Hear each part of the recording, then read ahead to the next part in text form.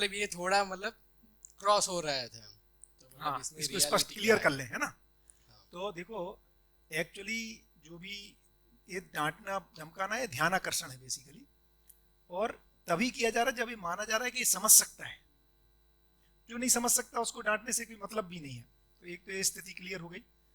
दूसरा ये कहा जा रहा है कि जो अच्छा लगने पे बहुत फोकस नहीं करना है, अच्छा होने पे फोकस करना। और तीसरा जो इंपॉर्टेंट है, मेरा भाव क्या बना हुआ है उसके प्रति, किस भाव से कहा जा रहा है। एक्चुअली मजेदार चीज क्या है ना, भाव कम्युनिकेट होगा। देखो ये हमें क्या लगता है ना, इसको गुडी गुडी कम्युनिकेट होगी, भाव कम्युनिकेट नहीं होगा, है उल्टा। भाव कम्युनिकेट होता है। तो इस पे भरोसा रखा जाए कि भाव पहुंचता है। एक्चुअली बात से पहले भाव पहुंचता है। कई बार तो सपोज कोई कुछ बोलता है, हम सोचते हैं यार किस लिए बोल रहा है, पहले पता लगाने की कोशिश करते हैं कि क्या डांट रहा था कि मैंने इंस्पायर कर रहा था, क्या कर रहा था, पहले भाव क्या था इसका। तो भाव ज्यादा इंपॉर्टेंट है सारे संबंधों में। और भाव कम्युनिकेट होता है, भाव कम्युनिकेट होता है। क्योंकि भाव चित्त की स्थिति है, विचार जो हम बोल रहे हैं वो वृत्ति की स्थिति है। तो भाव का ज्यादा गहरा कनेक्शन है। भाव एक हायर लेवल से ऑपरेट हो रहा है, और जो बुद्धि या स्वीकृतियां वो एक हायर लेवल से ऑपरेट हो रही है। तो भाव पहुंचता है, भाव पहुंच जाएगा, इसमें बिल्कुल चिंता मत करो, भाव पहुंचेगा ही। और जिनके साथ हम रोज उठते बैठते हैं उनके साथ तो वो बना ही रहता है, उनको पता ही रहता है। जिनसे कभी कभी भी मिल रहे हैं उनको भी भाव पहुंच जाता है। एक अच्छी लेवल के साधक रहते तो उनको पहुंचता है किस लिए कहा गया। तो अपन एक बार इसको फिर से जीवन क्रियाओं को एक बार ठीक से देखते हैं। देखो, मन नाम की एक चीज है हमारे में, जो आस्वादन करता है। आस्वादन माने सुख की अपेक्षा बराबर आस्वादन। सुख की अपेक्षा में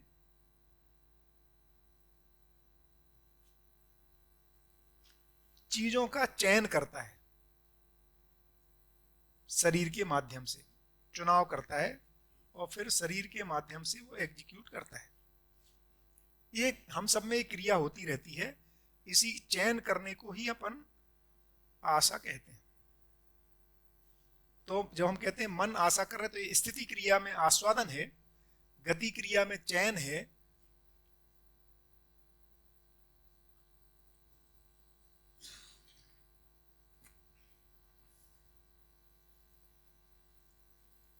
अब इसमें क्या होता है कि एक तरीका होता है कि शरीर से दबाव आता है सुखी होने का। प्रयास तो सुखी होने का है। तो एक है कि शरीर से दबाव आता है। तो शरीर से दबाव आता है कि यार कुछ अच्छा खाया जाए, है ना। तो जो इंद्रियों को अच्छा लगने का दबाव, कि इसमें सुख होगा, जो अपन कह रहे थे ना, इंद्रियों से सुखी होना है या शरीर से सुखी होना है। शरीर किस लिए? सुखी होने के लिए।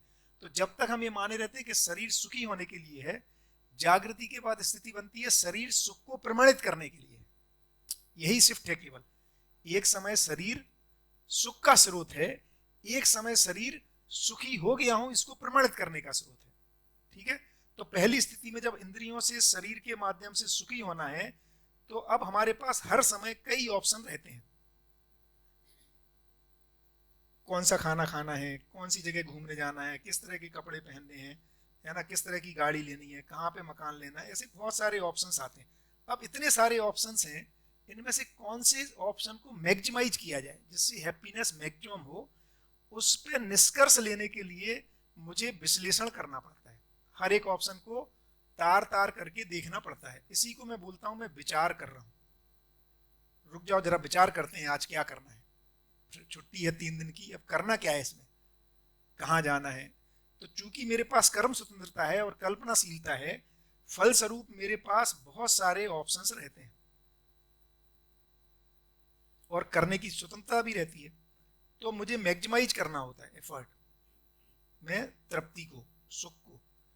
तो मैं विचार करता हूं, और इनमें विचार विश्लेषण के लिए कर क्या रहा हूं, इन सारे ऑप्शंस में तुलना कर रहा होता हूं कौन सा ज्यादा ठीक रहेगा। तो तुलन करने की अपेक्षा में विश्लेषण करता हूं जिससे मैं किसी निष्कर्ष पे आ पाऊं। इसी को, इस तुलना करने वाली जो चीज है उसका नामकरण है, उसी को कह रहे हैं वृत्ति नाम की एक चीज है जो तुलन करती है और गति में विश्लेषण करती है, किसी निष्कर्षों पे पहुंचता हूं। ये हम सब में हो रहा है, ये अपन अपने में देख पा रहे हैं, है ना, कि अभी जैसे छुट्टी आ रही है 7 दिन की, है ना, दिवाली पे कहाँ जाना है, क्या करना है, इसका क्यों, क्योंकि सुखी होना है। लेकिन डोमेन कहाँ से आ रहा है? अच्छा शरीर के माध्यम से सुखी होने की डोमेन से आ रहा है। उसके लिए विश्लेषण कर रहा हूं, विचार कर रहा हूं। अब किसी निष्कर्ष पे पहुंचूंगा तो उसमें मुझे को जब तक इच्छा नहीं बनेगी तब तक वो एग्जीक्यूट नहीं होता। इच्छा के बिना कोई काम नहीं होता, तो मुझे चित्रण को करना पड़ता है। इसी को कहते हैं इच्छा। ये इसको मैं चित्रित करता हूं, अब ये करूंगा। तो तीव्र इच्छाएं, फिर मेरा विश्लेषण कर लिया, निष्कर्ष ले लिए, और सुख की अपेक्षा में चुनाव करके फिर एग्जीक्यूट करता हूं। फिर एग्जीक्यूशन को चेक करता हूं, जांचता हूं क्या निकला, इससे रिजल्ट आएगा, है ना। तो जो रिजल्ट आएगा उसको देखता हूं, वो जैसा जो चाहा था वैसा हुआ कि नहीं हुआ।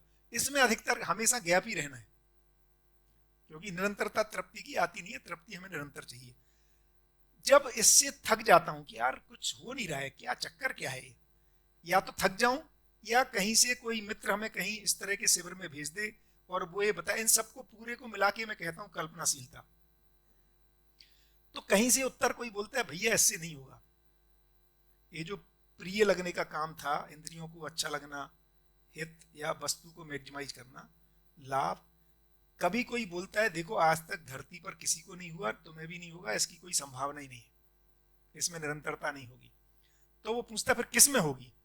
या कई बार अपने से ही उलझ जाते हैं तो हम खुद ढूंढने चलते हैं, यार चलो पता लगाओ, यार बहुत हो गया, ये झमेला क्या है ना। और इसमें कई और चीजें घटती हैं, क्योंकि जब मैं इसके आधार पर चल रहा होता हूँ तो अपनों का ही कई बार साथ छूट जाता है, वो मेरी पीड़ा बन जाती है। अपने ही अच्छे मित्रों का, अपनी ही पत्नी, अपना ही बच्चा कई बार बोलता है कि आपके साथ अच्छा नहीं लगता, आप कर क्या रहे हो, ऐसा वैसा, बहुत सारी चीजें। तो हमें लगता है जिनके लिए हमने पूरी जिंदगी लगाई उनसे ही मामला ठीक नहीं हो रहा, तो है क्या फिर, जिंदगी क्या है। तो इस समय में जब अपन उसके लिए फिर जब प्रयोजन ढूंढने लगते हैं, फिर पर्पज क्या है जिंदगी का,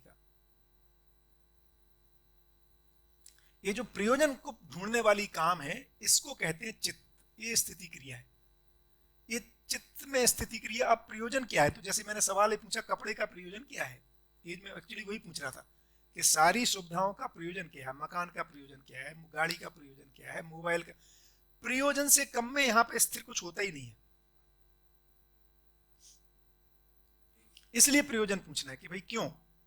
तो इसलिए एक अपने में जागृति सुनिश्चित करने का एक तरीका ये भी है कि मैं कुछ भी चाहता हूं, क्यों चाहता हूं, क्यों कर रहा हूं यार, ये सवाल लगाएंगे तो भी प्रयोजन की तरफ जाएगा।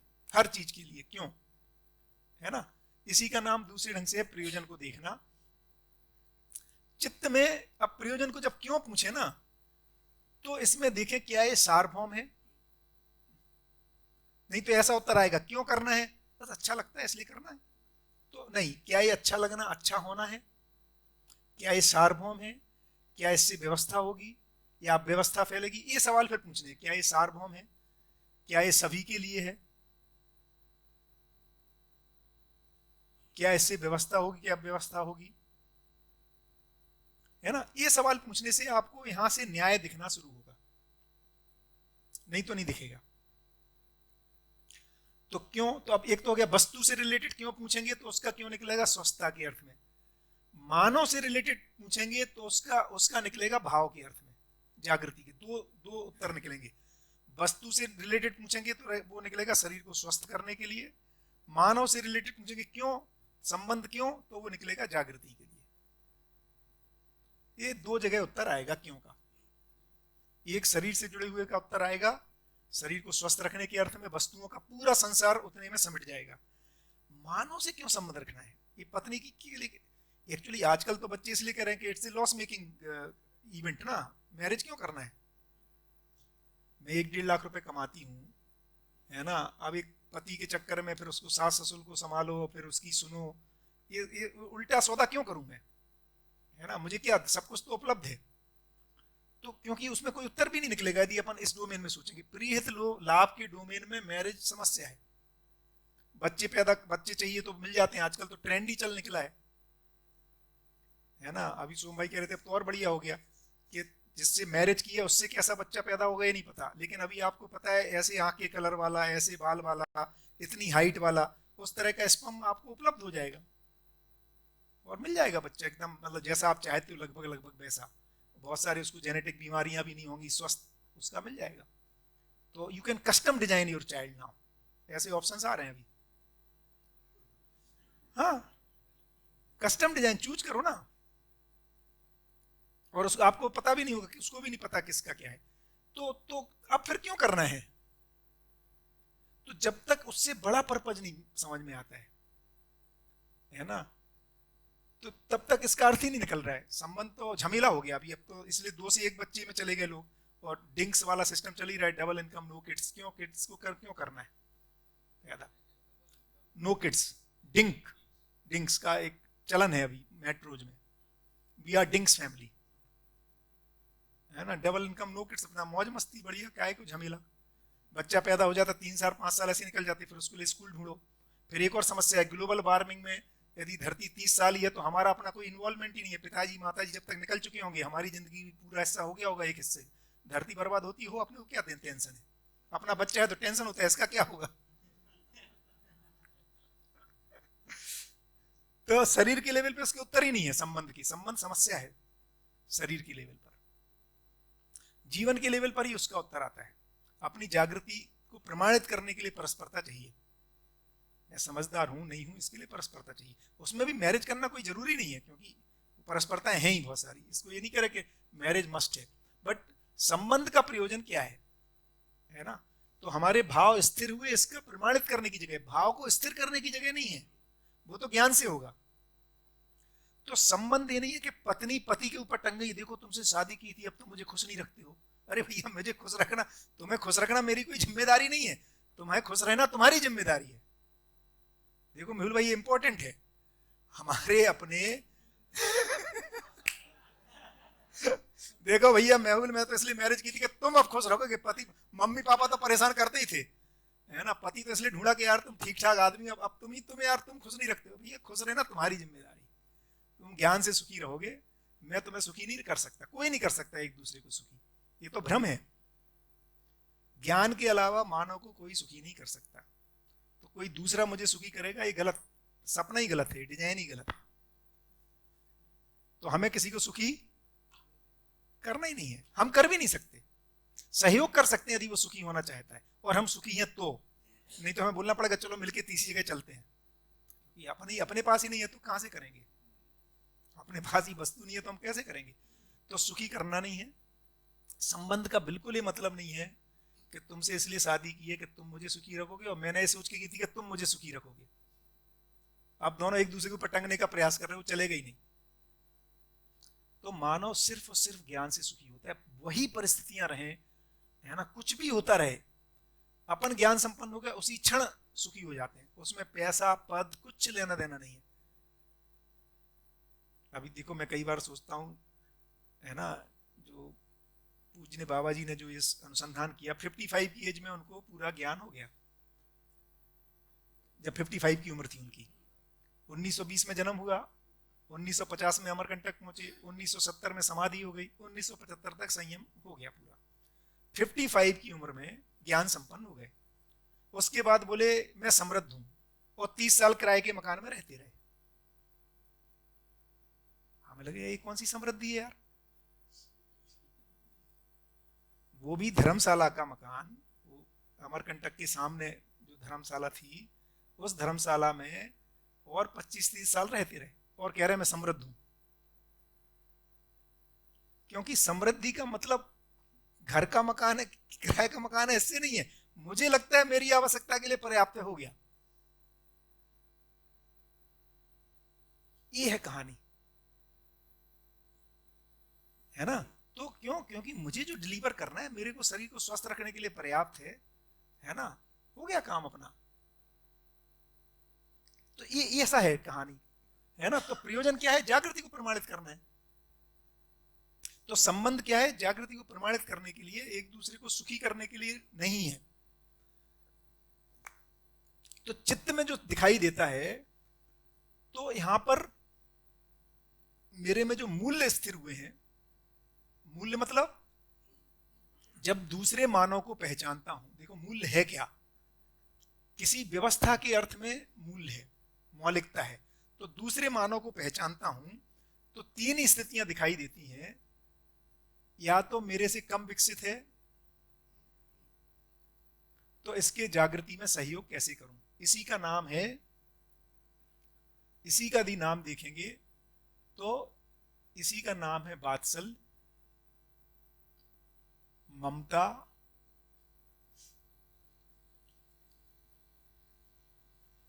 स्नेह। समान है यदि, है ना, कुछ कुछ सब में आएंगे, तो इसमें भी आएगा स्नेह, विश्वास, सम्मान, है ना। अपने से अधिक विकसित है तो उसके प्रति गौरव, श्रद्धा, कृतज्ञता। और दो मूल्य जो सब में रहेंगे, है ना, प्रेम फाइनल और विश्वास बिगिनिंग। तो इस तरह से बेसिकली मैं मानव के साथ जब मानव संबंध को पहचान रहा हूं तो अपने से कम को देखता हूं, उसकी जागृति में सहायक होने का जो भाव आता है वही वात्सल्य, ममता, स्नेह के रूप में व्यक्त हो जाता है। अब इसको पहचान अपने से कम विकसित अधिक विकसित की पहचान कहां से हो रही है? अब बुद्धि से हो रही, व्यवस्था के अर्थ में, है ना। और आत्मा में जो व्यापकता को पहचाना वहां से आ रहा है, तो वहां से ड्राइव होके फिर पूरा चल रहा है पूरा प्रोग्राम।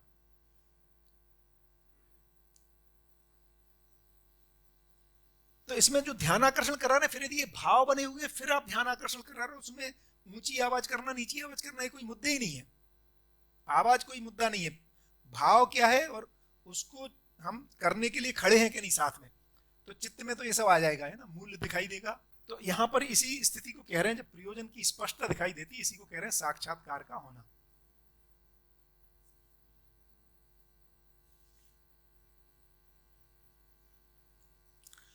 अब जब इसको मैं करता हूं व्यवहार अभ्यास, है ना, तो ये जो साक्षात्कार हुआ, जैसे यहां पे जो मुझे अच्छा लगता है स्थूल में, वो मेरे मेमोरी में जाता है, स्मृति में। यहां पर जो साक्षात्कार होता है वो मेरे बुद्धि में स्टोर होता है। ऐसा जीने का मेरे में संकल्प होता है ना। इसी को नाम कहा ऋतंभरा। ऋतंभरा का मतलब हो जाए जो सच्चाई से भरा हुआ है।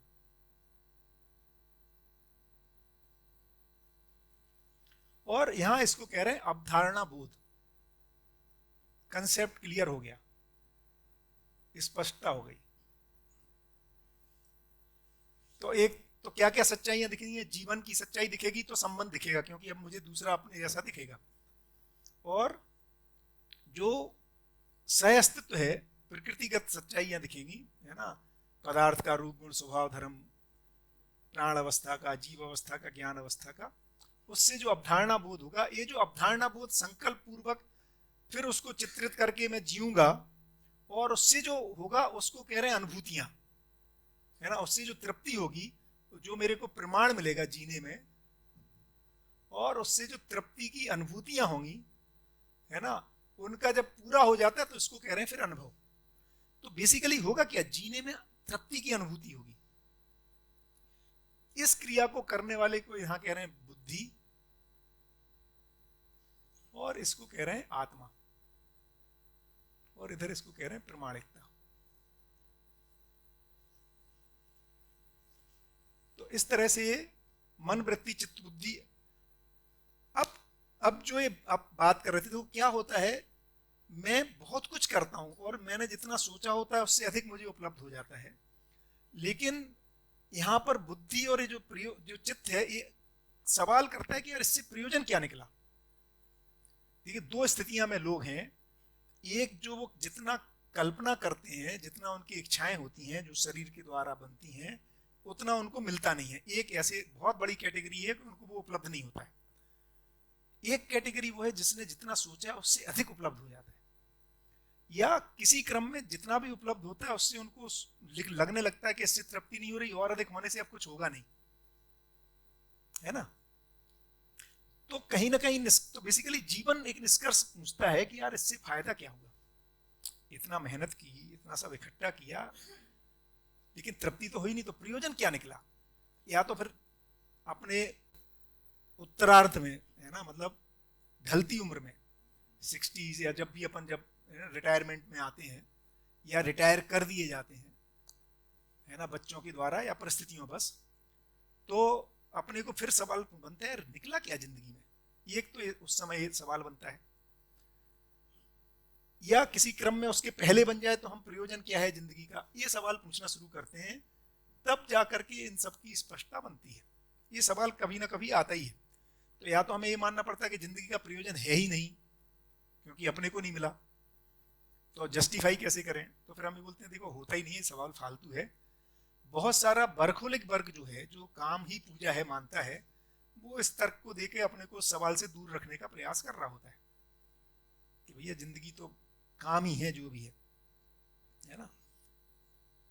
तो अच्छी स्थिति क्या है कि कुछ भी उपलब्धियों के बावजूद ये चित्त पूछता है ना। और कितनी अच्छी अच्छी फाइल हम लेके जाएं, क्योंकि इसमें एक और क्रम है जो मन से श्रेष्ठ है वृत्ति, इससे श्रेष्ठ है चित्त, इससे श्रेष्ठ है ये, और इससे श्रेष्ठ है आत्मा।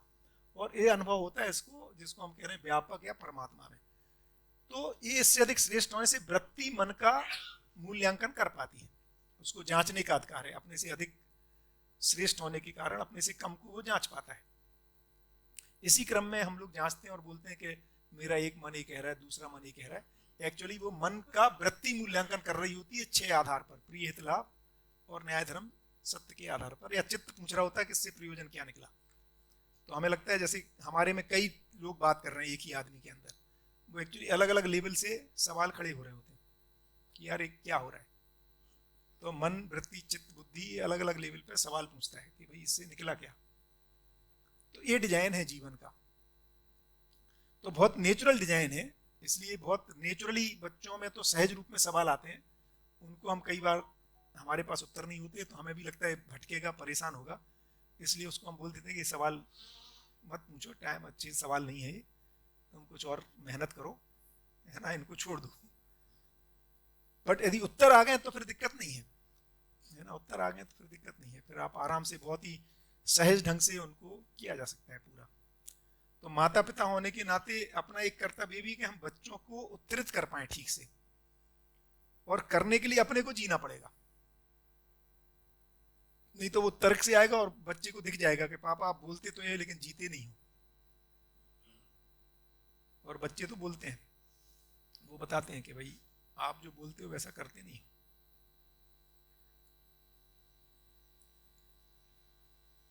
बताइए ये सब अपने में कहां कहां तक देख पाते होता होगा कि क्यों वाला सवाल कितने लोग लगा पा रहे हैं। यहां से जागृति की शुरुआत है, मैं कुछ भी कर रहा हूं तो क्यों कर रहा हूं। तो जागृति की शुरुआत का मतलब है क्यों से शुरू करना, भाई पर्पज क्या है।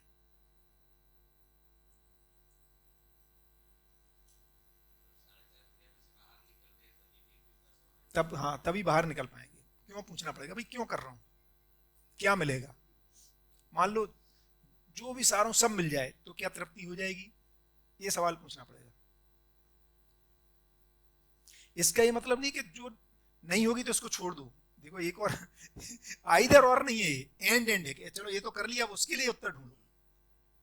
आइदर और नहीं है, नहीं तो कई बार ये भी होता है कि अब तो क्या इसको छोड़ दूं, ये तो इस जो इससे मिलना था वो मिला, इससे अब अगले से जो मिलना है उसको करना है, इसको छोड़ना नहीं है। जैसे कि भाई 12th पढ़ने से क्या तुम मान लो किसी को आईएएस बनना है तो क्या आईएएस बन जाओगे, तो हाँ जरूरी नहीं बन जाओ, तो क्या 12th की पढ़ाई नहीं करूं, ये नहीं कहा जा रहा है। इसके अलावा उसको बनने के लिए क्या करना पड़ेगा वो भी करो, ये कह रहे हैं। समझ में आया, नहीं तो उल्टा मैसेज ये नहीं चला जाए तो क्या इसको छोड़ दूं, इससे जो होना है वो होगा, जो उससे होना है उसको भी करो। एंड गेट लगाना है, और गेट नहीं, आइदर और नहीं, एंड एंड लगाना है।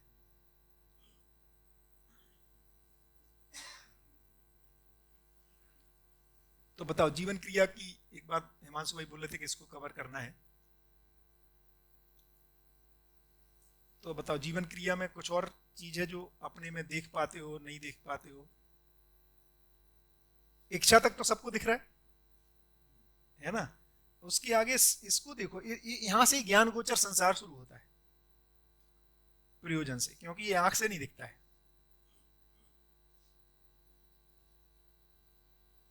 यहां से ज्ञान गोचर चीजें शुरू होती हैं।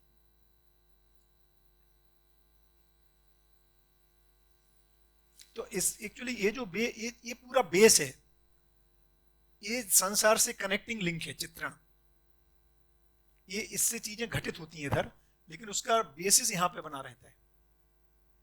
तो ये ज्ञान है या फिर मान्यताएं हैं इधर, और ये एग्जीक्यूशन प्लान है, ये कनेक्टिंग लिंक है उसमें चित्त की। तो ह्यूमनाइजिंग द एंटरप्राइज से कैसे लिंक होगा कि क्योंकि उत्तर के लिए हम सहयोग कर पाए एक दूसरे का, वस्तु के लिए तो कर ही रहे, एंड इसमें ये ऐड कर पाए यार हम आफ्टर ऑल इतना एफर्ट क्यों कर रहे हैं, संबंध को पहचानने की का बात कर पाए, मूल्यों के साथ जी पाए, सच्चाइयों की व्यवस्था का अवधारणा हो पाए, और सहअस्तित्व का अनुभव कर पाए। परस्परता में जो सहअस्तित्व है, कोएग्जिस्टेंस है, हम मतलब कोएग्जिस्टेंस का मतलब व्यवहारिक स्वरूप क्या होगा, हम एक दूसरे के जीने में सहयोगी हो रहे हैं जिंदा रहने के साथ साथ, तब ह्यूमनाइजिंग टच आएगा। वस्तु वाला टच तो है ही, अपन उसके लिए कर ही रहे हैं सब, एक दूसरे का सहयोग कर रहे हैं कि भाई तुम अपनी स्किल और इम्प्रूव कैसे करो, ये वाला पोर्शन अपन कर रहे हैं। अब संबंध हमारे कैसे हो स्थिर, मतलब हम अपने ही परिवारों में अपनों के साथ संबंध पूर्वक जी पाए, इसमें एक दूसरे का सहयोग करना है, तो एंड करना है इसको, तो उसके साथ साथ इसमें सहयोग करना है कि हम एक दूसरे के परिवार में आपस में हम कैसे मित्र संबंध को निर्वाह कर पाए, जहां हम सहयोगी हो पाए, एक दूसरे ध्यान आकर्षण करा पाए बिना गुड़ी गुड़ी के। इस पे काम करना पड़ेगा।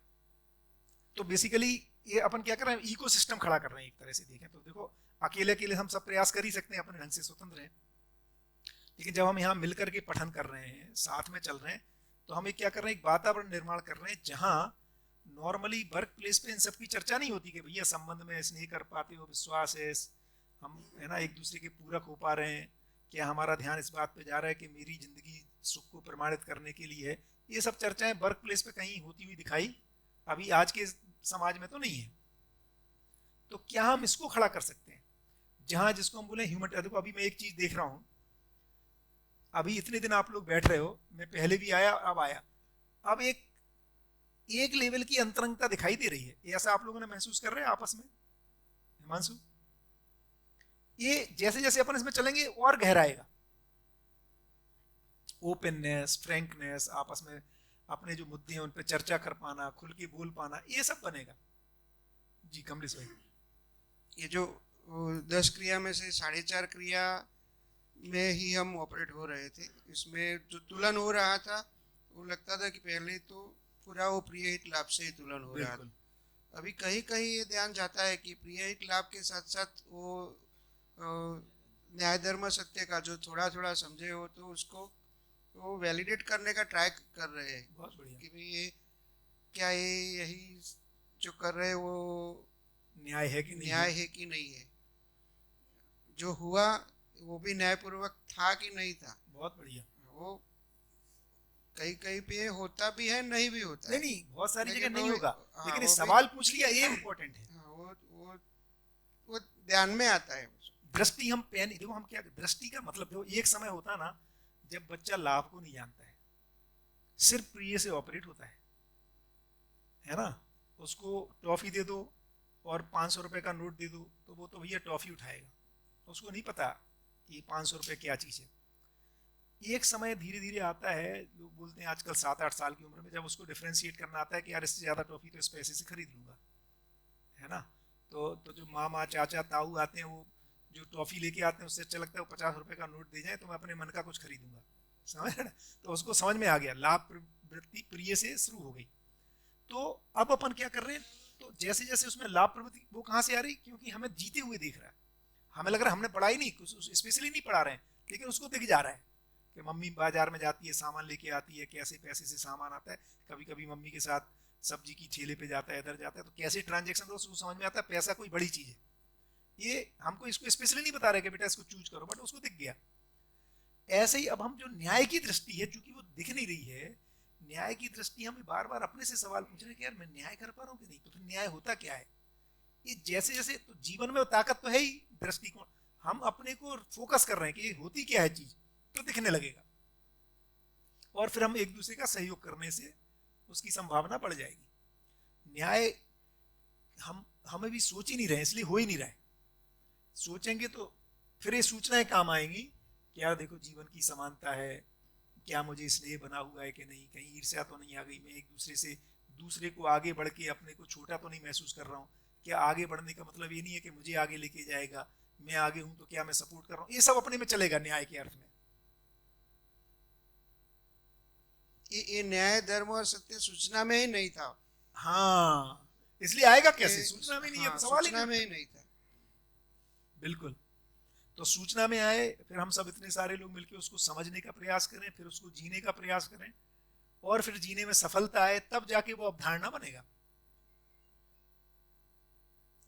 और ये हो जाएगा, इतना टफ नहीं है ये सोच के उस पर प्रयास करेंगे ना तो दिखने लगेगा। और मजा, मेन चीज है मजा आ रहा है कि नहीं वो देखते रहो। मजा नहीं आ रहा मैंने न्याय नहीं कर रहा, कुछ और कर रहे हैं। वो बात चल रही थी वो डांट वाली बात। हाँ, उसमें भी अभी ये कुछ क्लियर होता जा रहता है कि ये न्यायपूर्वक है कि नहीं है। न्यायपूर्वक हो रही है तो वो डांट ही नहीं लगती है, लगेगी वो नहीं। कुछ अच्छा ही लगता है कि ये अच्छा हो रहा है। अच्छा, आप अपने साथ देखो, चलो उल्टा करो। हाँ आपको जिसने कभी डांटा है, हाँ, आपके इम्प्रूवमेंट के लिए, आप देखो आपको कैसा लगा है। जो वो अच्छा ही लगता है। इसमें एक तरीके से देखे तो मजा आता है। अच्छा लगता है यार, कोई अपने को अपना समझ के हाँ, उसको ध्यान दिला रहा है। लेकिन वो देख लो भाव बना हुआ है कि नहीं, भाव तो बस होगा तो वही अपन उससे कर पाएंगे। उसका डांटते हैं लेकिन उसका भाव डांटने का नहीं होता। राइट, और क्या कर रहे हो यार, ऐसे करते हैं क्या? हाँ, वही, न्यायपूर्वक होता है। वो ध्यान दिलाए कम से कम, ये क्या कर रहे हो यार, ऐसे करते हैं क्या काम? न्यायपूर्वक होता तो है। आपको समझ में आएगा। हाँ यार, ठीक है, यही है बस मुद्दा।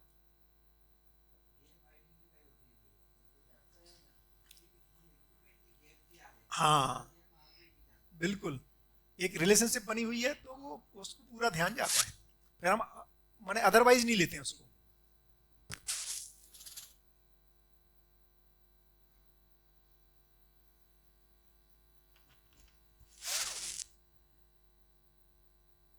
हमारी भी कोई एक्शन होती है ना तो भी उसमें बिफोर एक्शन भी पहले पता चलता है।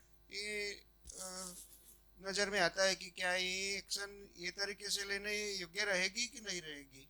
बिल्कुल, ये थोड़ा ज्यादा नजर में आता ही है।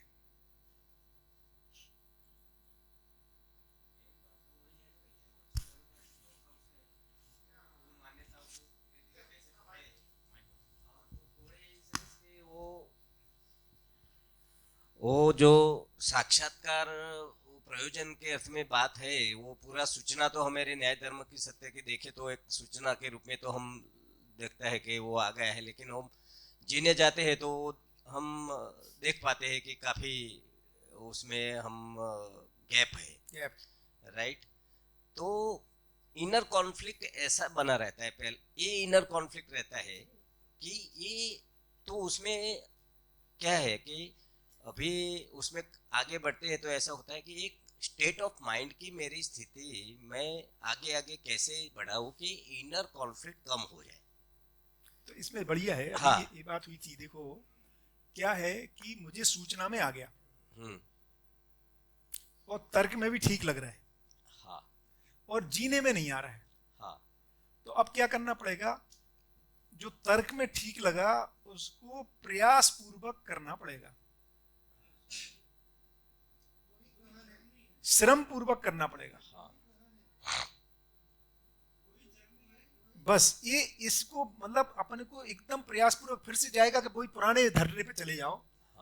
उसमें श्रम पूर्वक करना पड़ेगा, और श्रम पूर्वक करने के बाद रिजल्ट को देखना पड़ेगा कि जो पहले रिजल्ट आया उसकी तुलना में अब रिजल्ट कौन सा देखना है। रिजल्ट में भी देखो ध्यान रखना है, तृप्ति रूपी रिजल्ट देखना है, लाभ रूपी नहीं, क्योंकि लाभ हो सकता है इसमें कम होगा शॉर्ट टर्म। क्योंकि देखिए जो जो जीने में क्या हो रहा है, जीने में प्रिय की तरफ चल दे रहा हूं, प्रिय हित या लाभ से ऑपरेट हो रहा हूं जीने में।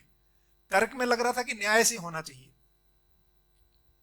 भाई देखो शिफ्ट क्या होगा, जीने में जब हम कह रहे हैं कि पुराना हो गया और पुराना क्या है, प्रिय हित लाभ, तो शॉर्ट टर्म गेन, इसमें शॉर्ट टर्म गेन हो जाएगा। क्यों, किसी को बहुत दबाव है समय का, है ना, तो हम क्या कर रहे हैं, जो पुराना ऑपरेटिंग सॉफ्टवेयर वो ये है, नया ऑपरेटिंग सॉफ्टवेयर तर्क तक यहां आया है, जीने में नहीं आया है। तो जीने में प्रयास पूर्वक, चलो यार इसको वो पुराना बोलेगा तुरंत एनालिसिस करके, क्या बात कर रहे हो, घाटे का सौदा है यार, ये तो गलत हो जाएगा, ये तो हो जाएगा, होने दो, अपने को क्या बोलना है, होने दो। प्रयास पूर्वक इसको करना है, इसकी जगह ये प्रायोरिटी को शिफ्ट करना है। फिर देखना है कि वो जो लाभ होता था और उसमें जो स्ट्रेस होता था या इसमें जो अतृप्ति होती थी, इसमें जो खुद को लगता था कि गलत किया, अच्छा लगने बुरा लगने वाला पता नहीं है, गलत किया, ये ठीक नहीं किया, ये अन्याय हो गया, इससे जो इससे जो हमें अपने में गिल्ट आती थी, अपने में मनोबल गड़बड़ाता था, उसकी वैल्यूएशन इसको करने से इसकी तुलना में अधिक है। ये जिस दिन अपने को स्वीकार होगा, करने के बाद एफर्ट पूर्वक, बहुत ज्यादा आप श्रम पूर्वक करने पे, तब शिफ्ट हो जाएगा। जब इसको तोलेंगे, देखो मजेदार चीज ये है, न्याय कितने ही लाभ से अधिक श्रेष्ठ कर है, ये जीवन बोल देता है। ये अपने में वो एहसास आना पड़ेगा। ये जब करने के बाद इसकी जो अनुभूति होगी तृप्ति की, इससे बनेगा संस्कार, इसी को कहते हैं संस्कार। और ये जो तृप्ति होगी, इसका नाम है साक्षात्कार। तब आप अपने को दिखेगा न्याय कोई बड़ी चीज है, इसका आज साक्षात्कार हो गया। ये घटना श्रम पूर्वक करनी पड़ेगी। देखो मैं बोल रहा हूं, ये बहुत इंपॉर्टेंट है, इसमें अच्छा खासा सतर्कता, इसीलिए कह रहे हैं जो जर्नी है वो सतर्कता है। क्यों? तर्क तो आ गया है, तर्क तो आ गया है। आपका नाम भूल गया मैं, क्या सोहेल भाई ने सेम सवाल था जो है ना, दिनेश भाई पूछ रहे हैं, तर्क आ गया, इसलिए अब सतर्कता पूर्वक स्टेप लेना पड़ेगा। इसमें मेहनत लगेगी, यही मेहनत, इसी का नाम श्रम है। ये प्रयास पूर्वक, सतर्कता पूर्वक ही करना पड़ेगा, नहीं तो नहीं होगा। क्योंकि ये प्रिय हित लाभ वाला है, बहुत हावी हो गया है, पुराना सॉफ्टवेयर है और वो तुरंत रिजल्ट दे रहा है कि अभी तो यही दिखता है। इसके लिए विचलित होके भी कहीं ये निर्णय आ जाते हैं, तो वो प्रयास पूर्वक करना पड़ेगा। और क्योंकि ये तर्क तक तो आ जाता है कि भाई ये नहीं, ये तो गलत ही है, तर्क तक तो आ ही जाता है, तर्क तक तो आ ही चुका है। आगे वाली जो प्रोसेस है ना, उसमें तो क्या है कि ये अभी ये ऐसे ऑपरेट होगा तो अभी तुरंत तो यही होने वाला है। इसीलिए मैं कह रहा हूँ उसमें प्रिय को छोड़ना, अच्छा लगने को छोड़ना पड़ेगा। और वो अच्छा लगने को छोड़ना, वो तो बहुत से इतना गहन हो गया है ना। नहीं, क्योंकि उसके लिए बहुत प्रयास तो करने ही पड़ेंगे। भैया शॉर्ट टर्म पिटाई होती है उससे। हाँ, बस वही। क्योंकि आप पत्नी बोलेगी मुझे ये दिला दो, आप बोलोगे मुझे लगता है ये व्यर्थ है,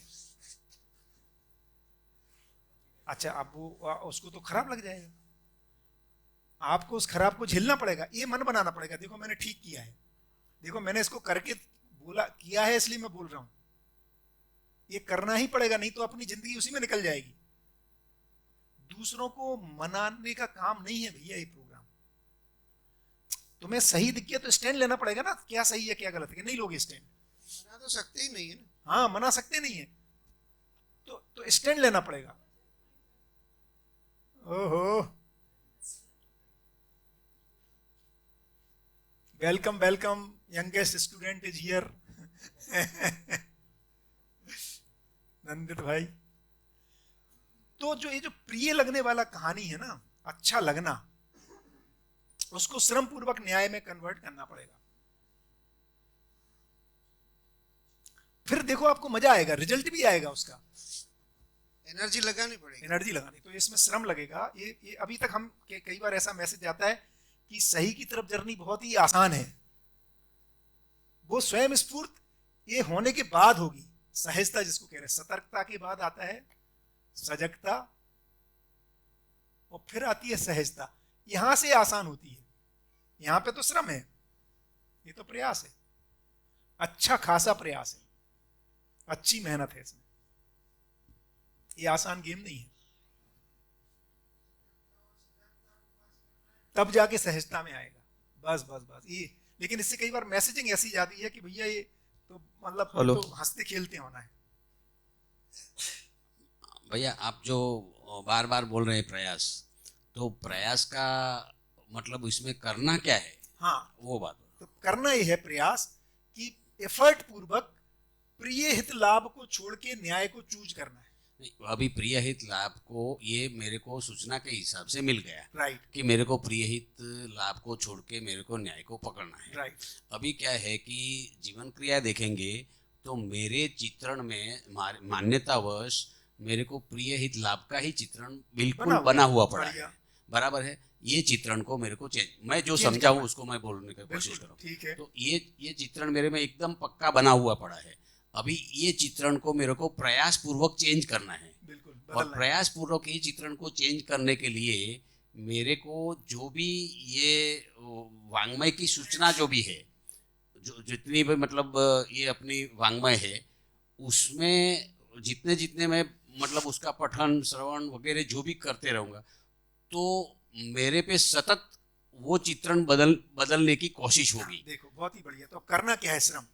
तो देखो पढ़ना किसी को अच्छा नहीं लगता है भाई, पढ़ के तो अपन बड़ी मुश्किल से बाहर निकले, है ना इतनी पढ़ाई कर करके, है ना। अब वो भी ऐसी किताबें पढ़ना जो वैसी समझ में नहीं आ रही, और उसमें कंसेप्ट भी ऐसे जो कि समझ में नहीं आ रहा, अपनी पकड़ से परे हैं, माने दूर, क्योंकि ऐसे कुछ चित्रण को बनाने की कोशिश किया जा रहा है ना जो हमारे नॉर्मल चित्रण नहीं है। तो अब हाँ, ये तो अपने को ही पकड़ लेगा खुद को ही पकड़ता है बार बार। तो अब जो पहला प्रयास है वो पहला अच्छा खासा प्रयास है कि प्रिय तो नहीं लगता है मुझे पढ़ाई करना, और लाभकारी तो है ही नहीं, इसमें पैसा कुछ मिलना नहीं है। तो अब प्रयास पूर्वक इसको अध्ययन करने के लिए अपने को पहला श्रम तो ये लगेगा कि अपने समय को हम नियोजन करें पठन में और अध्ययन में। सबसे मेजर प्रयास ये है। और क्या कहा जा रहा है इसको चित्रित करें। ये कहने की क्या कोशिश कर रहे हैं, ये नई चीज जो कहने की कोशिश की जा रही है, ये क्या बोल रहे हैं यार? दुनिया तो सब ऐसे चल रही है, ये कुछ और बोल रहे हैं। तो उसको समझने में जो माने समझने का मतलब क्या होगा? सूचना ग्रहण करना, तर्क लगाना, और ऐसे चित्रण बनाना कि यदि मैं ऐसा जीऊंगा तो इससे क्या होगा, अभी क्या होता है तब क्या होगा। तो अब देखो क्या होगा, दो विधि से इसमें काम होगा। एक विधि से होगा कि यार अभी प्रिय तो पक्का छूटेगा, लाभ हो सकता है ना छूटे, इन द सेंस कि हम अभी के जो स्ट्रक्चर हैं उनको बनाए रखते हुए, और ये जो हमें प्रिय लगता है कि जब फ्री होता हूं तो मूवी देखने बैठ जाता हूं, जब फ्री होता हूं तो कहीं घूमने, 3 दिन की छुट्टी मिलती है तो कहीं घूमने चले जाता हूं, वो प्रिय लग रहा है। इसकी जगह हमें अब इस पे जाना पड़ेगा। ये अलग टाइप का प्रोग्राम में अपन को चूज करना पड़ेगा, उसमें श्रम लगेगा, लाभ प्रिय छोड़ना पड़ेगा, श्रम भी लगेगा। घर के लोग भी बोल सकते हैं देखो मैं तो जाने वाली नहीं हूं, तुम्हें जहां जाना है जाओ। तो वो दो प्रिय आएंगे इसमें, एक तो अपने को भी प्रिय नहीं लग रहा, और घर में अब इसमें फिर अच्छा लगने से अच्छा होने की तरफ जाना पड़ेगा, तो मेहनत लगेगी इसमें। यही मेहनत है मेजर। फिर जब इसमें जो चित्रण बनेंगे उसको जीने की फिर मेहनत है, अपने पूर्वाभ्यास को तोड़ने की। तो प्रिय तो छूटेगा, तो छोड़ना मतलब प्रयास पूर्वक करना पड़ेगा शुरुआत में, फिर मजा आने लगेगा, फिर वो सहज होगा। ये लगता है मुझे तो, जो यदि इसमें रूट में देखेंगे तो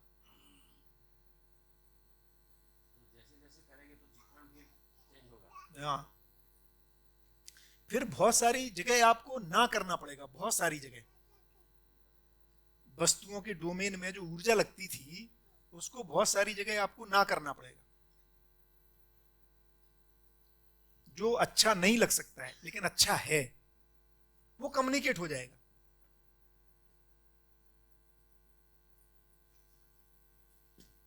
ये दो चीजें हैं, ये कम्युनिकेट हो जाता है। स्पष्ट हुआ क्या क्या करना है? तो इसको बताओ जरा, कोई क्या बात हुई इसमें, ये बहुत इंपॉर्टेंट है।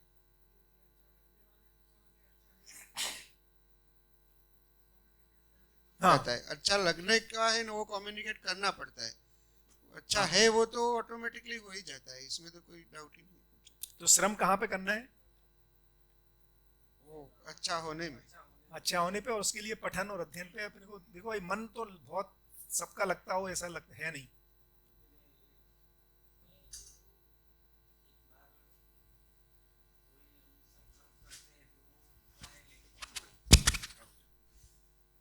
बार बार क्या है कि उसका जो प्रिय हित लाभ वाला है ना वो तो जोर लगाता ही है, राइट।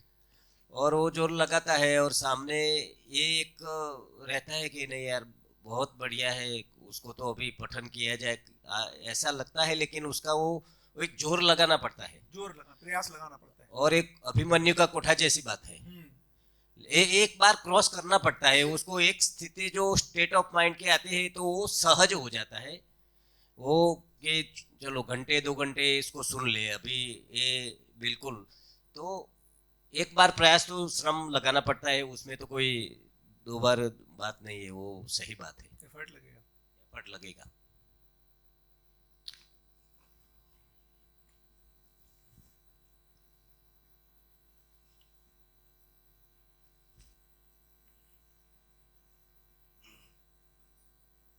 देखो अभी आत्मीय में इस बार तय हुआ कि 15 नवंबर से 16 नवंबर से 15 मई 6 महीने अध्ययन में 40 लोग लगभग बैठेंगे, है ना। उसमें प्रो बीसीबी उन्होंने बोला यहाँ भी आएंगे वो 31 से 7 में, समाधानात्मक भौतिकवाद में जयेश देशकर जी। तो उनने तो मैंने उनसे बोला, मैंने कहा कि देखो पहले ये बताओ सीनियर लोगों में कौन बैठेगा। तो बोले मैं खुद बैठूंगा। मैंने कहा फिर ठीक है, नहीं तो जूनियर्स के लिए शुरू करा दोगे प्रोग्राम तो नहीं चलेगा, है ना। तो निर्णय लेके हाँ, तो ये बैठना, उस पर अध्ययन करना, पठन करना। देखो यहाँ भी अपन ने जो निर्णय लिया पिछली बार मुझे बहुत बढ़िया लगा। पहले अपन सोच रहे थे अपन ऑफिस आवर्स की बात करेंगे, फिर अपना निर्णय हुआ नहीं ऑफिस आवर्स में ही 2 घंटे अपन बैठ रहे हैं 3 दिन। ये बहुत शानदार, माने प्रायोरिटी सेटिंग है ना। ये हम कहीं ना कहीं इससे ऊपर उठ रहे हैं ना। उससे भैया कंटिन्यूटी अच्छी बन रही है। बिल्कुल। पहले क्या होता था कि अगर बुक लेके बैठे 2-3 पेज पढ़ लिया, लेकिन फिर बाद में जब भी रूटीन में चलते हैं तो 2-3 दिन, 1 दिन गैप आता है ना, तो फिर बाद में वो याद आता है कि ये करना है, लेकिन फिर वापस से छूटने का चांस बढ़ जाता था। अभी जो शुरुआत की है कि भाई वर्किंग आवर्स में करना है, तो एक कंटिन्यूटी अच्छी बनी रहती है। भैया इसके बिना नहीं होगा। इसको ये देखो अभी एफर्ट करना पड़ा। दिनेश भाई ने निर्णय लिया, है ना, हिमांशु ने बैठ के सब लोग बैठे, अपन पहले वही सोच रहे थे बाद में करेंगे, फिर हिमांशु ने, आपने बोला कि नहीं, आपने बोला कि नहीं इसको उसमें ही करो, यदि इतना इंपॉर्टेंट है तो उसको उसमें बनाओ ना, इसका पार्ट ऑफ द प्रोग्राम करो ना भाई। ये कहीं ना कहीं अपन पुराने रूटीन से छोड़ के सोच रहे ना। अच्छा लॉन्ग टर्म में देखोगे इसमें फर्क नहीं पड़ेगा, ये बढ़ेगा, ये पक्का है। क्योंकि बहुत सारा स्ट्रगल तो एक दूसरे को मनने में निकल जा रहा है। एक बार ट्रस्ट होता है, इतनी तेजी से काम होते पूछो ही मत। हाँ, बहुत कम्युनिकेशन के जो हर्डल्स है ना वो ब्रेक हो जाते हैं, एक दूसरे को कम्युनिकेट हो जाता है, अपने बहुत सारा एनर्जी तो उसी में निकल जाती है। हाँ वही, एक दूसरे को बोल नहीं पा रहे, हम नहीं बोल पा रहे, कभी वो नहीं बोल पा रहा। तो ये शॉर्ट टर्म में ही है इशू। एक्चुअली लॉन्ग टर्म में देखोगे तो ये तो फॉलो करेगा अपने को, क्योंकि अच्छा प्रिय तो अपने आप ही ठीक हो जाना है, क्योंकि जो अच्छा है वो तो अच्छा लगना ही लगना है। ये केवल शॉर्ट टर्म का इशू है, केवल जो माना हुआ प्रिय है वो है, बाद में तो ये रिजॉल्व भी हो जाना है। क्या एक्सपीरियंस है आप लोगों का? इतने अपन कितने 3-4 हफ्ते हो गए मुझे आए हुए, कितना 2 महीने हो गए, 1.5 महीना हो गया, मतलब लगभग 6 वीक हो गए। 12-13-15 मीटिंग जैसी हो गई होंगी, हर हफ्ते 3 देखेंगे तो 6 हफ्ते में। कैसा एक्सपीरियंस है बताओ जरा, क्या अपने में आपस में क्या से देख रहे हो, रिलेशंस या परस्परताएं, क्या अपने को जो दिखता है, जो उसमें अपने को जो दिखाई देता है वो बताओ। 2-4 लोग क्या पॉजिटिव दिख रहे हैं इन मीटिंग्स के? हाँ जी, माइक दो।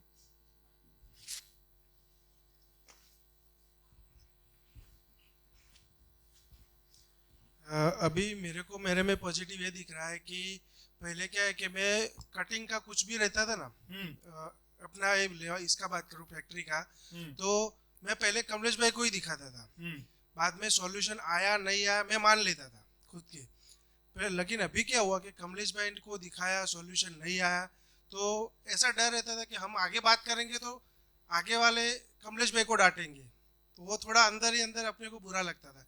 लेकिन अभी ऐसा नहीं सोचते हैं। अपना फैक्ट्री का जो कटिंग अच्छा करने का है तो कमलेश भाई से सॉल्यूशन है या आगे से सॉल्यूशन है तो आगे बात करना ही पड़ेगा। तो अभी वो जो बात है ना, हमको पहला ऐसे लगता है कमलेश भाई को कि हमारे बारे में कैसा लगेगा, लेकिन अभी वो ऐसा मन में नहीं रहता है। बहुत बढ़िया। हाँ, कि फाइनली हम अच्छा होने की तरफ जा रहे हैं, बहुत बढ़िया, गुड। और उधर ये चालू होने के पहले एक बार जीवन क्रिया किया था, तो ये क्या हुआ, जीवन विद परिचय किया था, तो उसके बाद ये जब शुरू हुआ उस टाइम पे मैंने बोला था कि भाई ये अच्छा तो हो रहा है, कंटिन्यूटी रहना बहुत ज़रूरी है, क्योंकि वो जो आप बोल रहे हो कि भाई ध्यान जाना चाहिए, वो कितना क्या बोल रहे इम्पोर्टेंस उसका कितना ज़्यादा है, वो आप इसी बात पे ध्यान रखो। जब भी गलत होता है या हर एक क्रिया जो हो रही है अपने में और जो पूरा दिन निकल रहा है, तो पहले ध्यान नहीं जाता था, पहले जीवन पर ये शिविर किया तब लग रहा था कि ये होना चाहिए, लेकिन उस पर पहली बार था तो क्लियरिटी नहीं आ रही थी। लेकिन अभी जो बोल रहे हैं कि ध्यान जाना चाहिए, वो पूरे दिन में कितनी बार जा रहा है, उसमें अभी जो नंबर ऑफ काउंट्स है वो बढ़ रहे हैं कि भाई चलो ये हुआ तो यहाँ ध्यान गया था, नहीं ये नहीं होना चाहिए था, वो ध्यान अभी बढ़ रहा है जो पूरा बंद हो गया था। बहुत बढ़िया।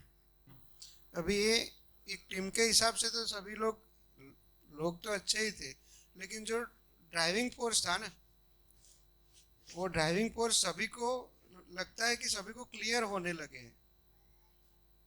जो मेरा खुद का ड्राइविंग फोर्स था वो मुझे थोड़ा अभी क्लियर होने लगा है कि ये जो अभी मैं जो निर्णय ले रहा हूँ, मेरा जो अभी ये ड्राइव चल रहा है, इसमें ये फोर्स से चल रहा हूँ, तो नहीं ये फोर्स गलत है, छोड़ो इसको। अभी कुछ नया अभी सूचना में आया तो उसके हिसाब से चलने का प्रयास करो, और ये प्रयास शुरू है।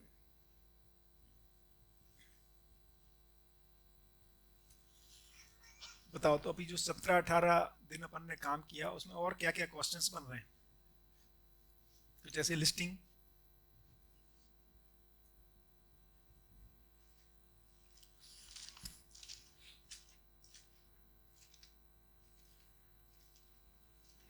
क्वेश्चन में एक ये अभी ये लगता है कि मैं एक अकेला ये न्याय धर्म सत्य काफी करके तो न्याय की वो धर्म सत्य तो आ ही जाएगा, आ ही जाएगा, लेकिन तो सभी लोग इस तरीके से सोचे, इसके लिए क्या क्या प्रयास होने चाहिए, क्योंकि कहीं पे हम अकेले न्याय से वो तो रिजल्ट इसका मिलने वाला ही है, लेकिन न्याय से ऑपरेट हो गए, लेकिन वो न्याय जब तक सामने वाला न्याय नहीं समझता है तब तक उससे तो वो प्रिय हित लाभ से ऑपरेट होता है, तो कहीं कहीं कॉन्फ्लिक्ट हो भी जाते हैं। तो एकदम ठीक है। वो प्रश्न वहाँ पर आते हैं। तो ये बढ़िया है। तो देखो उसमें क्या कैसे होगा, मान लो जैसे यदि अपन इस ऑर्गेनाइजेशन की रेफरेंस में देखें तो अपन ने इसलिए तय किया कि पहले अपन टॉप मैनेजमेंट जो टीम है इसके साथ चलें, इसके बाद आप लोग फिर क्या इसको डिपार्टमेंटल मीटिंग शुरू करेंगे नेक्स्ट फेज में। एक लेवल अपनी एक स्थिति आ जाए तो फिर हर एक डिपार्टमेंट के लोग कभी कभी उसको प्लान करेंगे कैसे करना है। एक लेवल की मैच्योरिटी के बाद तो फिर डिपार्टमेंटल मीटिंग शुरू होंगी, तो जो दूसरों का भी इस पे ध्यान चला जाए वो बनेगा, तभी होगा ये, है ना। तो क्योंकि ये अपना हर जगह क्या पैरामेडिकल स्ट्रक्चर रहता है, तो टॉप में कुछ लोग, फिर उसके नीचे के लोग, फिर उसके नीचे के, फिर ऐसे टॉप डाउन अप्रोच में चलेंगे। तो अभी ये सोचते हैं वो भी हमारा वो प्रिय हित लाभ वाला ही ऑपरेट होता है कि ये हो जाए तो बहुत जल्दी हो जाए, तो जल्दी अच्छा हो जाए, जल्दी ये ऑपरेट होता है। करेक्ट, उसकी एक प्रक्रिया है। और अभी सोम भाई आ रहे हैं तो उसमें शायद कितने अपने 100 के आसपास लोग बैठेंगे सोम वाले भाई, उस वाले में परिचय में ज्यादा होंगे, अपने ज्यादा है, तो बस तो एक लेवल का वो पहुंचेगा, है ना। नहीं 300 में बाहर से भी है ना बहुत सारे, अपने कितने बैठ पाएंगे? 160 अपने, वही मैं कह रहा हूं, तो हो जाएंगे है ना। तो अपने में बहुत तेजी से फैलेगा। अच्छा एक फिर क्या होता है, एक वातावरण बनता है ना तो तेजी आ जाएगी। वातावरण बनना चाहिए। देखो दिल्ली में भी क्या किया सोम भाई ने, 50,000 टीचर थे, 1,000 स्कूल थे, एक स्कूल में लगभग 50 टीचर, है ना। तो अब पहले तो ऐसे ही 100-100 का किया, तो हम लोग भी गए थे उसमें ना जो टीचर्स का, तो हमें लगा यार ऐसे ही करेंगे तो 5 साल में तो सरकार बदल जाएगी। 5 साल में अब 52 वीक्स हुए, एक साल में लगातार बैक टू बैक भी करोगे तो 250 वीक हुए 5 साल में। 250 वीक में 100 को भी किया तो 25,000 लोग निपटे, है ना। तो तब तक जो पहले ने किया था 5 साल में, उसका तो वो तो सब भूल ही गया, उसका तो कोई मतलब ही नहीं निकलेगा। तो जो त्यागराज स्टेडियम में किया 4-4 हजार लोगों के साथ, तो केवल 3-3 दिन के 2-2 दिन गैप करके 28 दिन में 25-28 दिन में 24,000 लोग हो गए। तो वो जो स्पीड है, वो जो वातावरण है, तो यहाँ पर भी अब धीरे धीरे तेजी से वातावरण बनेगा, लेकिन इसमें एक लेवल की परिपक्वता अपने में आनी है, जहां वो अपने में भाव की स्थिरता, हम सही अर्थों में उसकी जागृति में सहायक होने की अर्थ में हम उसके साथ इंटरेक्ट कर रहे हैं।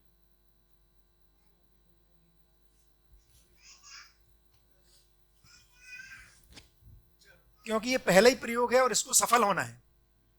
ह्यूमनाइजिंग द एंटरप्राइज पहला प्रयोग है अपने यहाँ, अभी तक कोई किया नहीं है इसको, और इसको अपन को मिलके सफल करना है।